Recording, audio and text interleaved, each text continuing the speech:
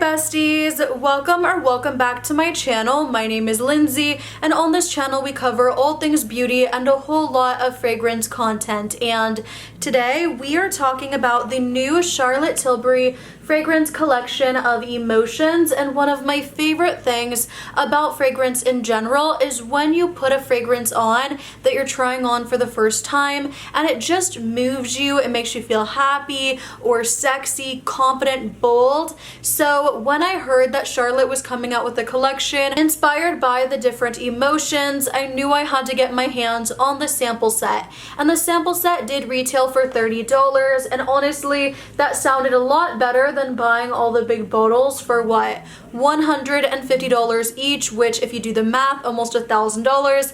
That's a lot of money, but I am happy there are 6 options, so there is a fragrance here for everyone. Now in terms of projection and longevity, I just want to mention before I forget that these scents are very light in their projection and they do have moderate longevity for the most part. And I've been using my samples a lot, so there's 2 that are practically already finished, starting with Cosmic Power. And Cosmic Power is so pretty.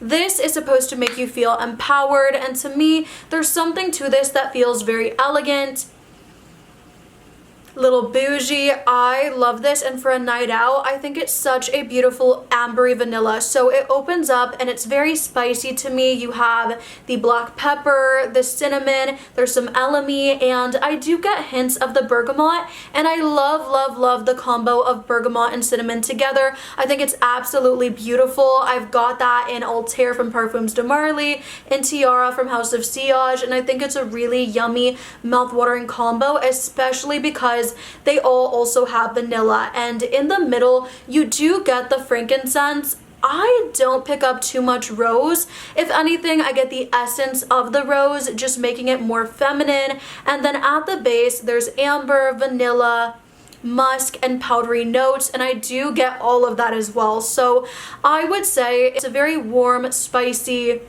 ambery vanilla fragrance that does get more powdery towards the dry down, and it just feels very elegant, very complex, but in a soft way, so it's definitely easier to take in. My voice has been so raspy. Next is Calm Bliss, and this is made to make you feel very serene, very peaceful, and to me it does, but it's more of like a clean, put together type of fragrance in my opinion, and it really does remind me of YSL Libre, the YSL Libre line. I do feel like they kind of pulled inspiration from that fragrance. So it opens up, you get the lavender, there's neroli, and also bergamot, very citrusy, very aromatic, and as it dries down, you do get the watery notes in the mid and orange blossom. So again, it's sounding very similar to YSL Libre with a few little twists, but I do feel like that's the vibe they were trying to emulate, but just a little bit more clean and fresh.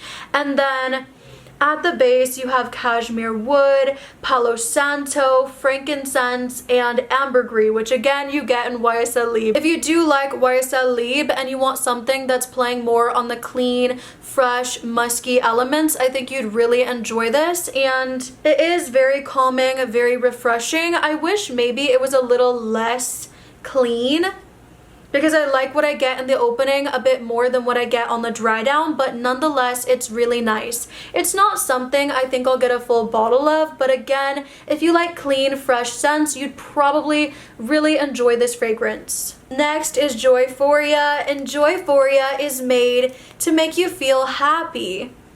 It is super happy, it's very uplifting, it's bright, very floral, super heavy to me on the white florals. It has top notes of neroli, there's some coconut water and petitgrain, so it opens up very fresh and it is lifted. There's middle notes of ylang ylang, jasmine, and tuberose, and base notes of cashmere wood, musk, powdery notes, and also a vanilla bean. And so the vanilla does make it sweeter, but it's not super sweet, you know, it just adds a subtle creamy sweetness to the florals. And Really, I have a lot of variations of this DNA in my collection. I'm sure you do too, but this is one of the more easy to love, likable type of fragrances, and the more it dries down, the more musky, woody it gets. I really get the cashmere wood on the base, and it's pretty. It's very comforting, that part of the fragrance. So I don't think it's super unique, but I do think it's really pretty,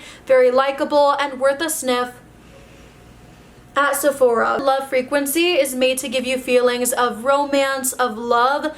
It just makes me feel very feminine and very pretty, like many other scents with this DNA. So it's a pink pepper, rose, patchouli fragrance. You also have that saffron that does elevate it, makes it smell more expensive, little bougie, snooty. You guys know I love that in my fragrances, but I just think it does remind me a lot of something like Sweet Diamond Pink Pepper, but I just prefer that one because it's more sweet and it's more of a full fragrance. This is super light, but it does smell really nice. So if you do like those rose, patchouli, musky fragrances, I think you'd enjoy this. But for me personally, I just have better in my collection with a similar DNA. So it's a like, not a love. More Sex is made to make you feel sexy.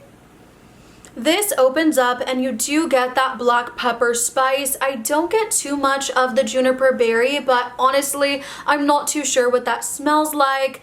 And as it dries down, you do get that leather note, and it's that type of new leather jacket leather note. It's really, really good in the fragrance, mixed in with that animalic musk that is also very, very sensual.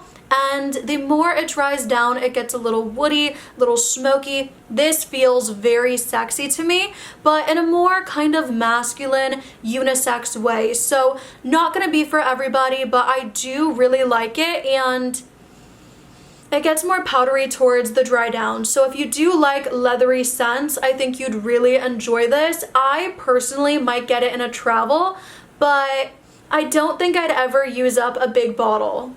Magic Energy is more of a fragrance I'd like to smell on somebody else, or maybe in like a candle or something, than I would like to wear. It's not my type of fragrance. We always go over this when it comes to green, woody, earthy scents. It's just not my vibe. So by default, it is one of my least favorites. But if you do like a green, slightly marine, woody, like woodsy fragrance, I think you would enjoy this. It's a little fresh, spicy at times. There's a bit of citrus, and it is super aromatic. So it opens up, you have the bergamot and the myrtle. In the mid, you have the cypress and seaweed,